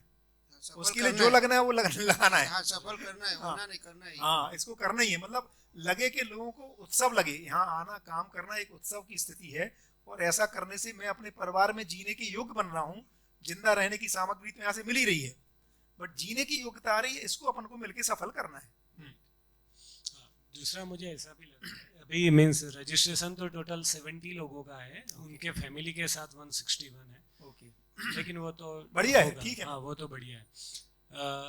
लेकिन एक जो मुझे ध्यान जा रहा है कि यहाँ पे हम जो बात कर रहे हैं कि भाई समाधान होना मीन्स वो पहले सतर्क मीन्स तर्क में आना, तो एक्चुअली पहले जैसे जैसे कि भाई अभी फिलहाल अभी हम भी लोग बैठे, लेकिन अभी होल का जो तर्क के साथ जो दिमाग में आना कि जैसे कि भाई अभी मैं होल जो जीवन ज्ञान और अस्तित्व ज्ञान की बात कर रहा हूँ, तो एक बार हम ऐसा एफर्ट करें कि भाई जैसे कि भाई मुझे क्या समझ में आया, हाँ। मेरी दृष्टि में अस्तित्व ज्ञान क्या है? और ये क्या है, अभी इसको हम रिप्रेजेंट करते हैं या उस पर जब बात करने जाते हैं तब हमारी गैप कहाँ पे है, उसकी क्लैरिटी और वो आई थिंक वो पकड़ में आएगा।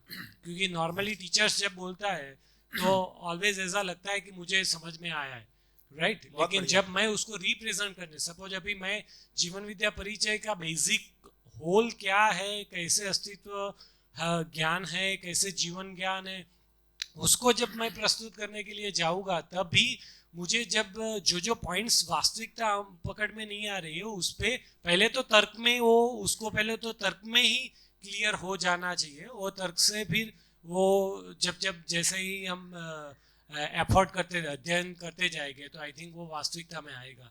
तो अभी उस एंगल से भी हम उसको देख सकते हैं कि भाई पहले चलो हम अभी एक माहौल बना है कि भाई ओपननेस है, हम सब संवाद कर सकते हैं, तो आई थिंक ऐसा भी कर सकते हैं भी कोई भी इवन क्वेश्चन या विदाउट क्वेश्चन भी क्या क्या होल समझ में आया, कैसे कैसे उसको कनेक्ट करते हैं। ये बढ़िया जो मोनी भाई कह रहे हैं। तो अपन आज कितने बजे तक बैठने वाले हैं, कैसा टाइमिंग है? लगभग 6 बजे। 6 बजे। तो अपन एक काम करते हैं, 15 मिनट का समय लेते हैं, 4-4 लोगों का ग्रुप बनाते हैं अभी, और उसके बाद हर ग्रुप को में से एक व्यक्ति को 3 से 5 मिनट के दौरान पूरा अस्तित्व दर्शन उनको क्या समझ में आया इसको रखना है। ठीक है, अब मैं फिर बता देता हूँ फ्रेम। अस्तित्व दर्शन माने क्या, जिसमें हम कह रहे हैं कि देखो भाई व्यापक रूपी क्रिया शून्य जो है उसमें क्रियाशील इकाइयां हैं। ये मोटा फ्रेम है। 2 ही तरह की सच्चाइयां हैं, एक क्रिया शून्य सच्चाई है जो सब जगह है, एक क्रियाशील सच्चाई है जो इकाइयों के रूप में है। उन इकाइयों में पदार्थ, प्राण, जीव और ज्ञान अवस्था 4 प्रकटन है। उसमें भी जो पदार्थ और प्राण जो है वो गठनशील जगत का प्रकटन है, और प्राण अवस्था में ही जीव शरीर और पशु शरीर है, और एक गठन पूर्ण इकाई है जिसको अपन जीवन कह रहे हैं। जीवन जो इन गठनशील इकाइयों में जो शरीर बना हुआ है उसके माध्यम से व्यक्त हो रहा है।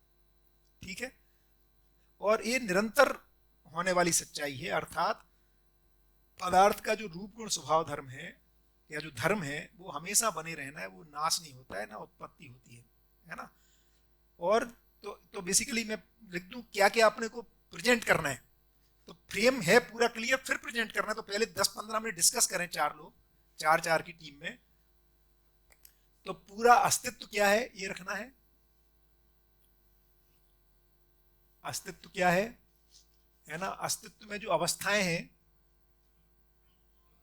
अवस्थाओं का प्रकटन का क्या मतलब है, इनका धर्म का क्या मतलब है ना, रूप गुण स्वभाव धर्म।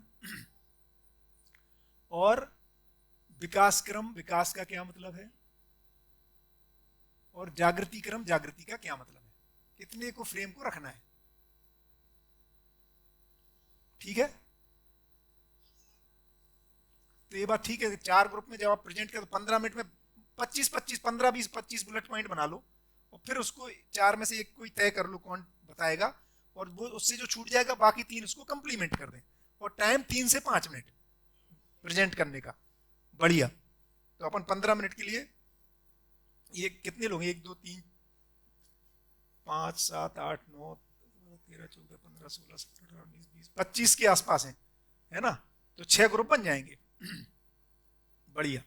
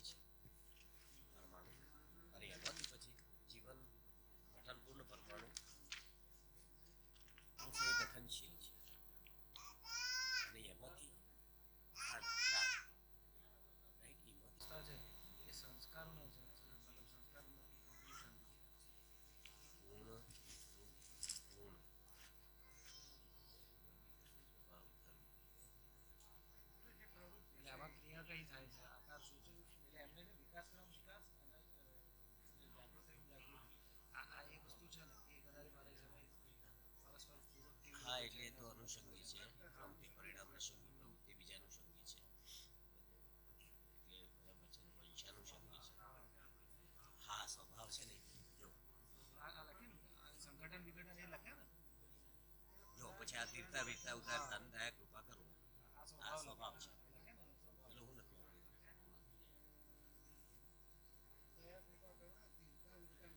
હા, એ સ્વભાવ છે.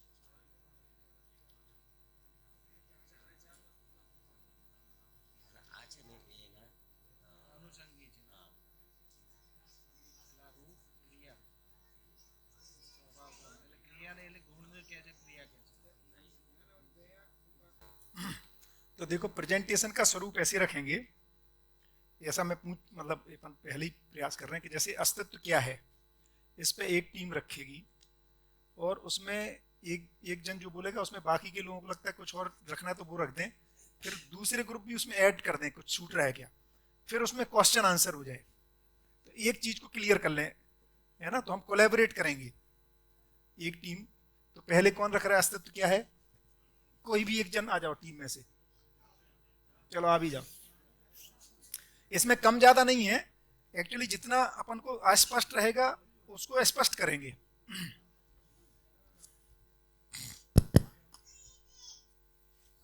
चलो तो कौन आ रहा है, मनन भाई, बढ़िया. भैया अभी अस्तित्व का हम देखें तो हाँ. व्यापक और 4 अवस्था का समूह ही पूरा अस्तित्व है. पदार्थ अवस्था, प्राण अवस्था, जीव अवस्था, ज्ञान अवस्था और व्यापक, उसका समूह ही अस्तित्व है. बढ़िया. किसी और को कुछ ऐड करना है? नहीं, और ग्रुप में से है? हाँ तो करो करो, एक एक करके केवल अस्तित्व क्या है मैं ऐड करते जाओ.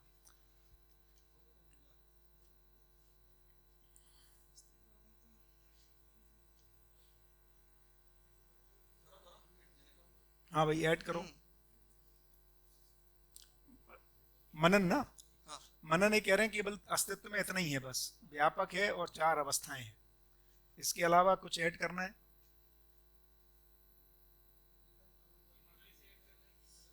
सब जिसको ऐड करना है. क्या अस्तित्व में इसके अलावा कुछ है, ऐसा सवाल हो रहा है कि इतना ही है? हाँ जी, हाँ बताते जाओ एक एक करके. हेलो. हाँ, मेनली 2 चीज है, एक व्यापक है और व्यापक में इकाई है, भीगी गिरी हुई जो मतलब संपृक्तता में बोलते हैं ना, तो वो चीजें ही है. और जो इकाई है जो एकदम छोटी से छोटी, तो वो इकाई से मतलब ये सारी मतलब जो मनन भाई ने बताया कि अवस्थाएं जो बनी है, तो वो इकाई से बनी हुई है. इकाई में मतलब एकदम छोटी में देखे जाए तो हमने जहाँ तक पहुँचा हुए है प्रोटॉन, इलेक्ट्रॉन, न्यूट्रॉन है, तो वहाँ से मतलब उनका कॉम्बिनेशन से परमाणु और अणु बने. और अणु में भी बहुत सारे मतलब जैसे 108 या जो है सारे, तो वो मतलब कोष्टक जो बना हुआ है तो उसकी रचना हुई, वो भी उसका बेज में जाए तो कॉम्बिनेशन प्रोटॉन, इलेक्ट्रॉन, न्यूट्रॉन का अलग अलग कॉम्बिनेशन है. तो मेनली ऐसे एक जो बना वो पूरी पदार्थ अवस्था बनी. तो मतलब सारे ब्रह्मांड में कहीं पे भी जाओ तो ये मतलब मटेरियल्स जो है वो इनका ही है और एक व्यापक है. और ये जो पदार्थ अवस्था बनी उनका मतलब जो गुण धर्म है कि होने, मतलब जो होना ही है, मतलब वो कभी ना कभी मतलब वो मिटेगा नहीं, मतलब वो एक से दूसरे अवस्था में वो कन्वर्ट होगा, मतलब लेकिन वो होने के रूप में रहेगा कोई भी मतलब पदार्थ अवस्था है वो. और उसे आगे मतलब पूरा कर दूं कि मनन भाई आप? नहीं तो अभी अभी बढ़िया.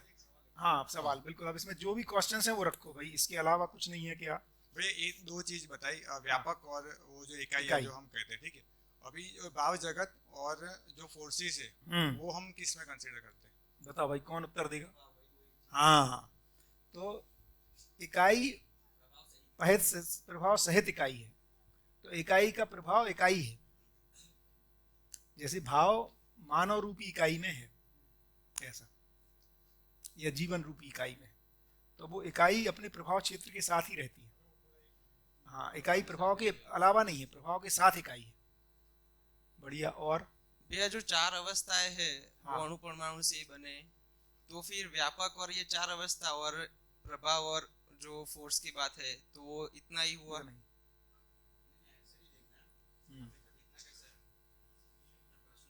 माइक दो, माइक। उसमें देखना हमेशा ऐसा है कि मैं क्या देख पाता हूँ। जब प्रश्न आता है कि अस्तित्व क्या है, तो उसमें मैं क्या देख पाता हूँ। तो क्या मुझे ऐसा कुछ दिखता है कि इकाई और व्यापक के अलावा कुछ है, तो प्रभाव दिखता है कि हाँ है। तो उसके अलावा मतलब तो उसमें ऐसा नहीं है कि मतलब भाषा, जो मैं बोल रहा हूँ भाषा की बात कर रहा हूँ, तो व्यापक और चार अवस्थाओं का समूह, ये भाषा नहीं है। भाषा जो मेहुल भाई ने थोड़ा भी यूज किया वो सही है, उस रेफरेंस से। तो व्यापक कहाँ कहाँ तक फैला हुआ है?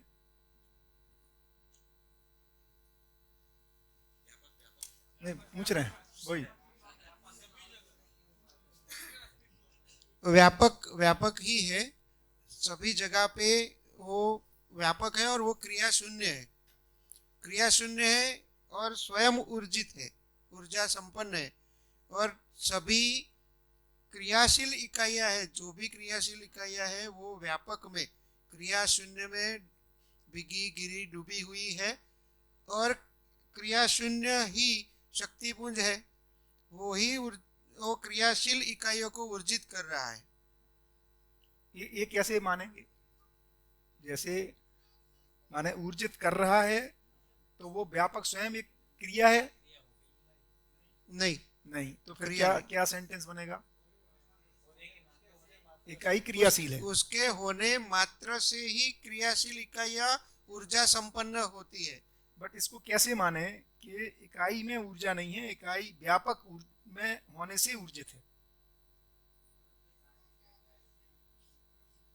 नहीं, अभी तो आप बताओ, अपने में देख के बताना है इसको। माने हम इसको अभी पहले तो एक एक करके चलते जाते हैं। पहले तो ये तय कैसे ये हो गया कि व्यापक और इकाई है या इकाई का प्रभाव है। ठीक है, ये तो इकाई बराबर इकाई प्लस प्रभाव, उसको इकाई कह रहे हैं ना, क्योंकि हर इकाई अपने प्रभाव के साथ ही रहती है। अब दूसरा हम कह रहे हैं कि व्यापक है, इसका क्या प्रमाण है? तो व्यापक हम कह रहे हैं वो ऊर्जा के रूप में, ऐसा कुछ कह रहे हैं, खाली जगह है, इसको कह रहे हैं व्यापक। तो ये व्यापक ऊर्जा है, व्यापक ही ऊर्जा है, मूल ऊर्जा है। इसको कैसे पता लगाएंगे, कैसे कह पाएंगे इस बात को? इसका आधार क्या है कहने का? या व्यापक की और क्या क्या नाम है और उन नामों से उसको क्यों इंगित कराया जा रहा है?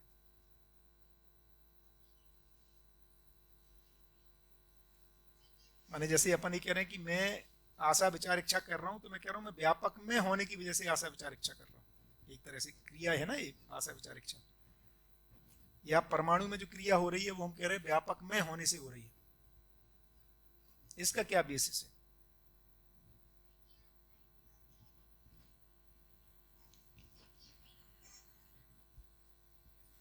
स्वयं ही वो ऊर्जित है, उसकी जगह व्यापक को क्यों क्रेडिट दिया जा रहा है? मान लो एक सवाल लगाना पड़ेगा, नहीं जानने की कैसे नहीं तो है, किसी को स्पष्ट है? और व्यापक प्लस इकाइयों का पुंज है कि व्यापक में इकाइयां हैं, मतलब जहां इकाई है वहां व्यापक है कि नहीं है? ये कैसे पता चला?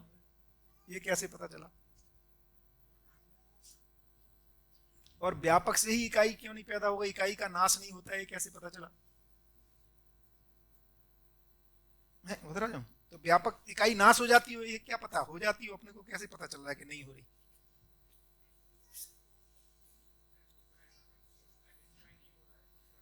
मतलब सारी जितनी भी इकाइयां हैं वो सभी व्यापक के अंदर है। हाँ बराबर। दूसरा ऐसा कोई सोर्स हमें नहीं दिख रहा है कि वो इकाइयों को ऊर्जित कर रहा हो।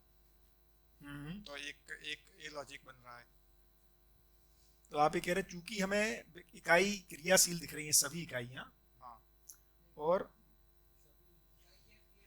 उसमें कौन सी नहीं दिख रही? नहीं, सभी नहीं दिख रही मतलब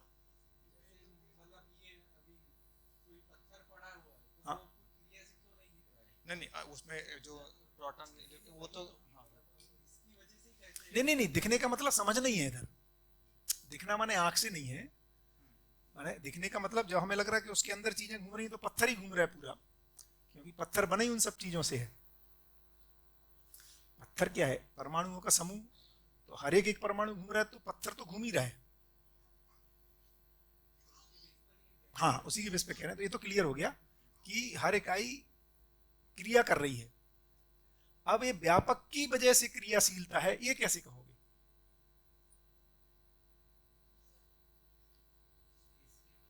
हाँ वही तो कह रहा हूं, स्पेस की वजह से ही क्रियाशील है, स्पेस ही ऊर्जा है, एक आधार कैसे बनेगा? मैं घूम रहा हूं तो आप ये कैसे कह रहे कि स्पेस की वजह से मैं घूम रहा हूं? स्पेस में होने से मेरे में क्रियाशीलता है।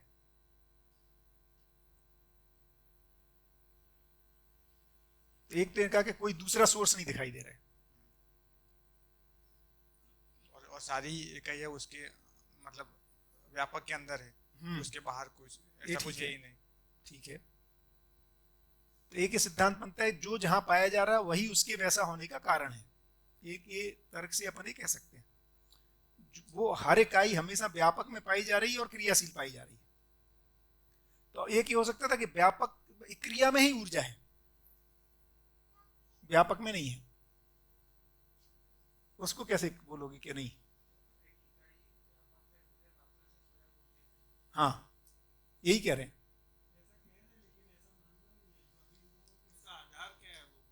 इस बात को बोलने का आधार क्या है?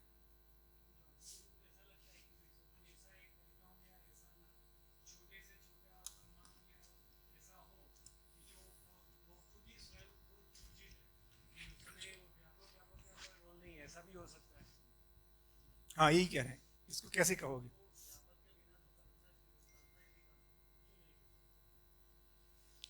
सपोज व्यापक तो है, व्यापक कुछ करता नहीं है, उसमें कोई डिस्टर्ब भी नहीं करता है, कुछ भी नहीं करता है, वो तो किसी को परेशान भी नहीं करता, कुछ नहीं करता। और अभी एक ऐसा सोचते हैं कि भाई एक छोटे से छोटा अणु या परमाणु है, वो खुद ऊर्जित है, तो वो भागता रहता है, वो घूमता रहता है, वो सब करता रहता है, तो उसमें व्यापक से वो है, वो वैसा थोड़ी कह सकते हैं।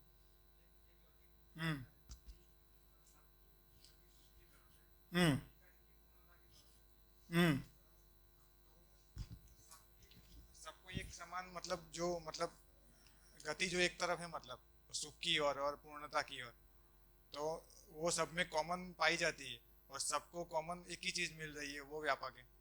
ये बढ़िया है। इनका एक कहना है ना यश भाई का, कि सभी परमाणुओं में एक निश्चित दिशा दिखाई दे रही है, जो कि जिसको हम कह रहे हैं पूर्णता की ओर गति। तो अब एक ड्राइविंग फोर्स यदि सब में कॉमन है, तो वो कॉमन वस्तु कौन सी है जो इसको ड्राइव कर रही है?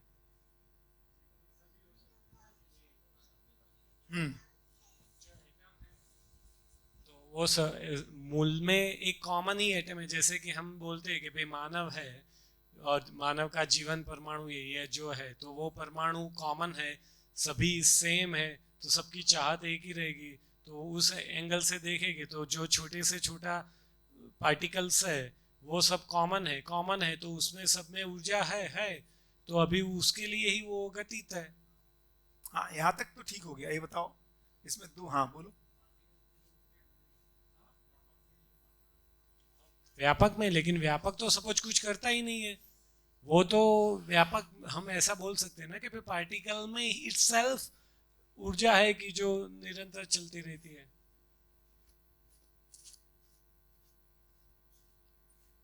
बढ़िया।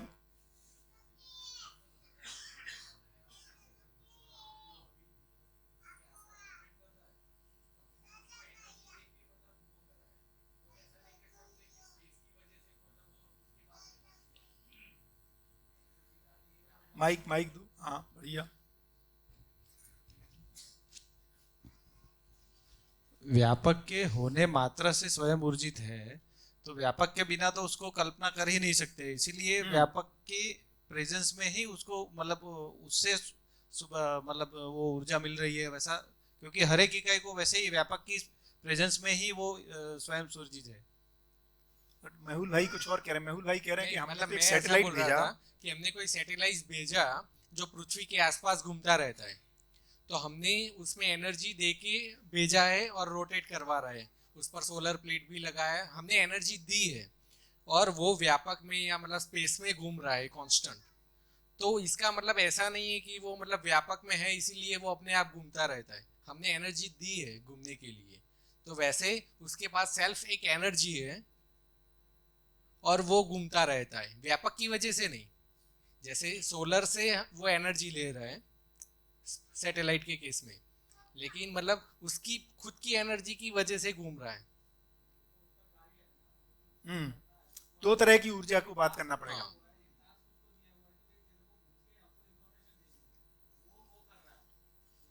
नहीं मतलब ये क्वेश्चन ये है कि वो व्यापक की वजह से है, मतलब वो क्रियाशील की।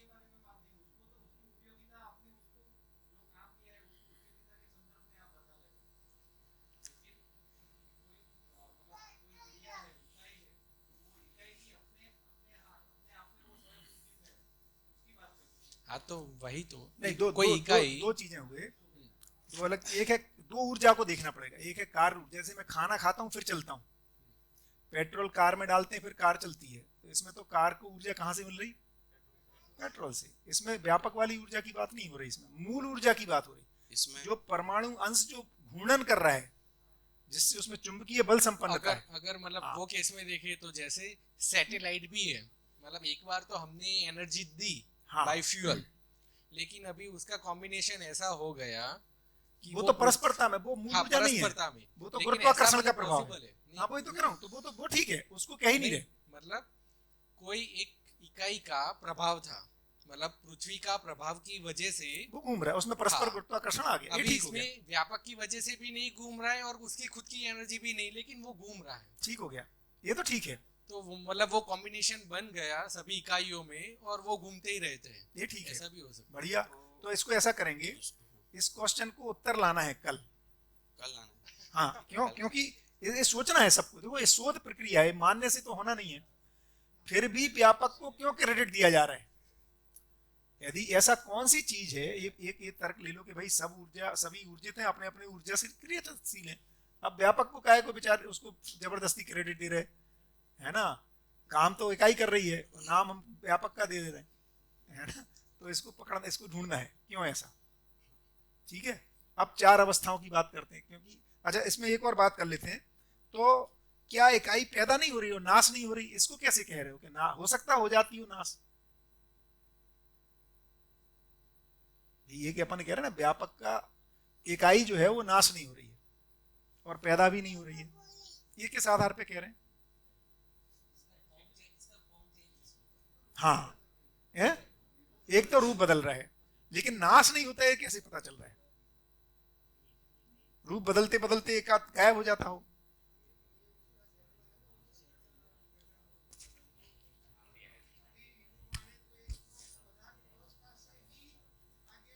नहीं, मान लो जैसे देखो अपन सवाल क्लियर हो गया। इतनी अनंत इकाइयां हैं, 2 4 5 ग्राम धरती का कम हो जाता हो, आपको कैसे मालूम? 5 ग्राम नाश हो जाता है। हाँ, मैंने ये तो उत्तर लाना है, क्यों नहीं नाश हो रहा, कैसे कहोगे? क्वेश्चन क्या है कि समझो कि अभी एक चीज है कि हम लोग अभी हमारी सोच कौन से डायरेक्शन में जा रही है, तो वैसे जा रही है कि मेरे सामने समझो एक प्रस्ताव रखा हुआ है, तो अभी मैं वो प्रस्ताव को सही मान के ही कुछ सोच रहा हूँ। हाँ, ऐसा नहीं करना है, हर दिशा में सोचना है। प्रस्ताव को ही क्वेश्चन किया जा रहा है। हाँ, क्योंकि शोध करना पड़ेगा ना, अपना कैसे बनेगा प्रस्ताव? भाई हो सकता हो कुछ नाश हो जाते हैं, क्या पता अपने को। ठीक है, सवाल समझ में आया? कुछ इकाइयां नाश हो जाती, कुछ पैदा हो जाती हैं।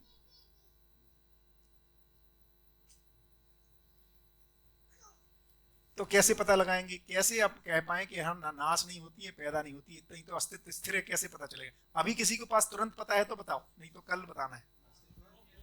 हाँ है?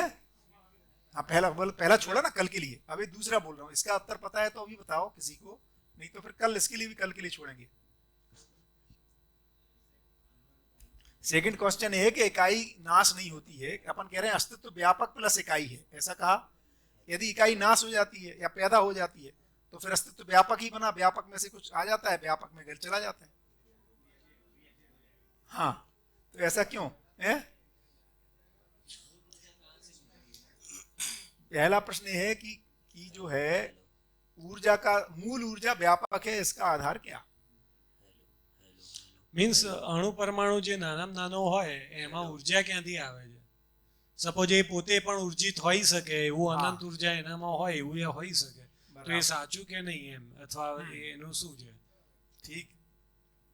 दूसरा ये कि इकाई का नाश नहीं होता है, इसका कैसे पता लगाएंगे?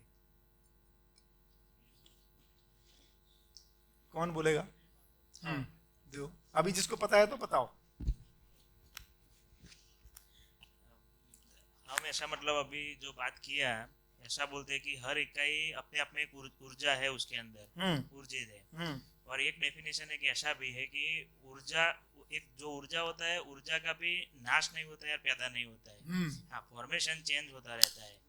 तो वो कह सकते हैं कि इकाई अपने आप में भी एक ऊर्जा है, तो वो भी पैदा नहीं हो सकता है और नाश भी नहीं हो सकता। नहीं, ये तो अपन कह रहे कोई सुनी हुई बात को आप अपने बलबूते पे कैसे बोलेंगे? माने ये तो हो गया आइंस्टीन ने बोला, इसने बोला, उसकी बात कह रहे हैं। अब अपन अब देखो क्या अच्छी बात एक पहले ये है कि मैं सब कुछ को समझ सकता हूं, तो अब मैं अपने माने मुझे दृष्टा होना है ना, मुझे दिखना है, मैं अपने बलबूते पे कैसे बोलूंगा इस बात को? कोई कह रहा है ये तो मैं कोट कर ही सकता हूँ, नागराज जी ये कह रहे हैं गीता में ऐसा लिखा है, ऐसा एक कोट करना एक मुद्दा है। मैं कैसे कहता हूं कि इकाई का नाश नहीं होता है? लकड़ी है, लकड़ी को जलाया तो राख हो गई और कुछ धुआं हुआ, नहीं तो उसमें से हो सकता है 2-4 परमाणु परमानेंटली खत्म हो गए हों, अब आपको क्या मालूम उतनी राख हुई?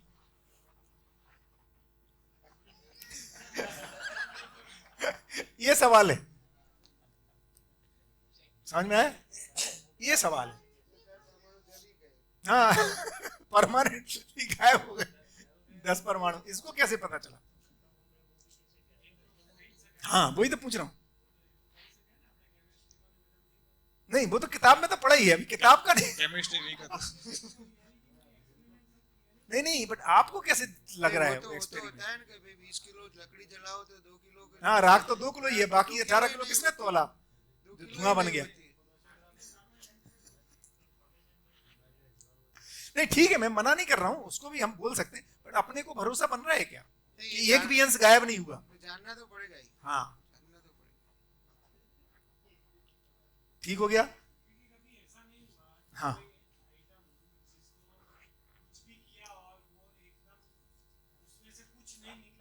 हाँ नहीं कुछ तो निकलता है, कुछ गायब हो जाता है।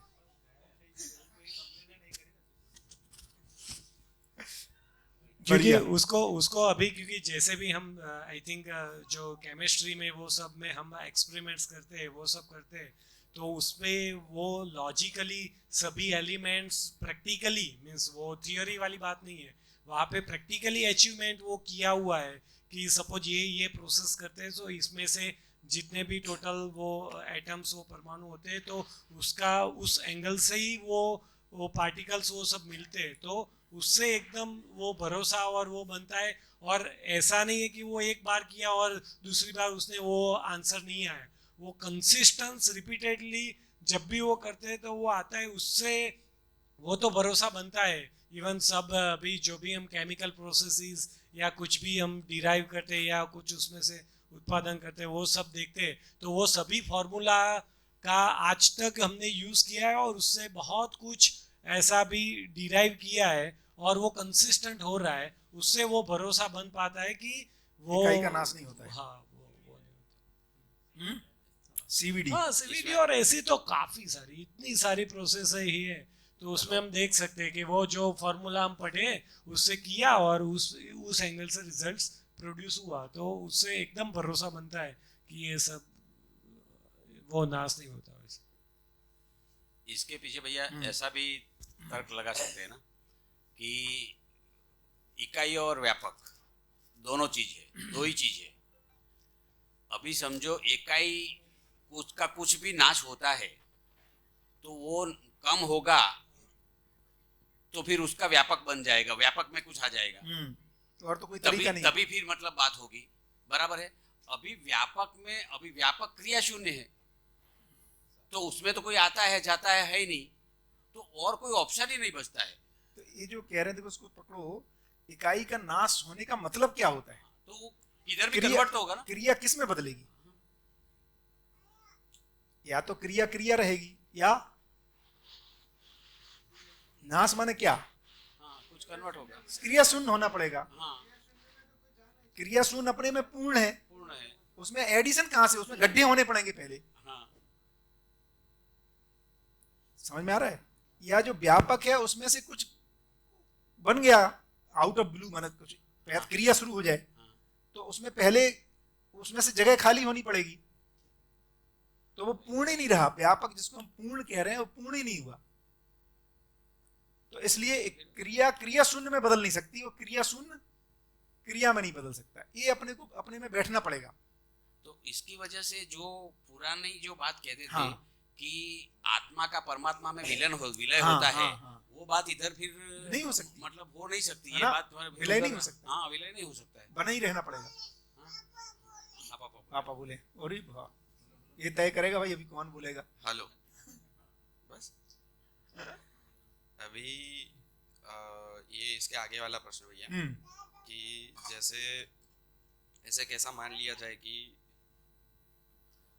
व्यापक की वजह से ये मतलब व्यापक में होने से ऊर्जित है, वो अकेले ऊर्जित नहीं है, व्यापक कुछ नहीं करता है और अकेले ऊर्जित है। तो एक तो इसका तर्क क्या बनता है कि अगर अस्तित्व की अगर दिशा देखेंगे, ठीक है, तो उसमें अपने को दिशा दिखती है, इतना तो दिखता है, ठीक है, पूरा पूर्ण नहीं हो पाया है या तो जो भी है, लेकिन हम लोगों की अंदर भी अगर देखेंगे तो ये जागृति की दिशा दिखती है।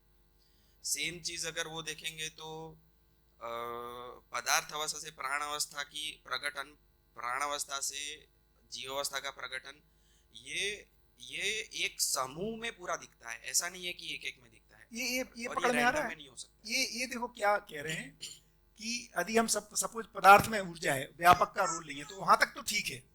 ये जो पदार्थ में प्राण अवस्था के लिए कहां से डिजाइन, कहां से प्रेरणा आ रही है? मेरे में मुझे परफेक्शन के साथ जीना है, ये प्रेरणा कहां से आ रही है? ये तो दूसरा व्यक्ति ऐसा दिख नहीं रहा, फिर भी मेरे में प्रेरणा है। तो ये कोई भी ऐसी इकाई नहीं है जिसका प्रभाव हो। तो फिर अब क्या बचा जिसका प्रभाव है? जैसे इस धरती पर कोई भी जागृत नहीं है, फिर भी जागृत होने के लिए हम प्रयास कर रहे हैं किसी समय, तो कहां से आ रहा है? इस सुखपूर्वक में जीना चाहता हूं, ये कहां से आ रहा है? हर आदमी क्यों सुखी होना चाहता है? ये जो समान रूप से हर व्यक्ति एक ही जैसा सोच रहा है, तब सोचना पड़ेगा इसको समान रूप से उपलब्ध वस्तु क्या है। तो इसलिए उसको कहा प्रेरणा स्रोत, मूल प्रेरणा स्रोत है या मूल ऊर्जा स्रोत है, वो है।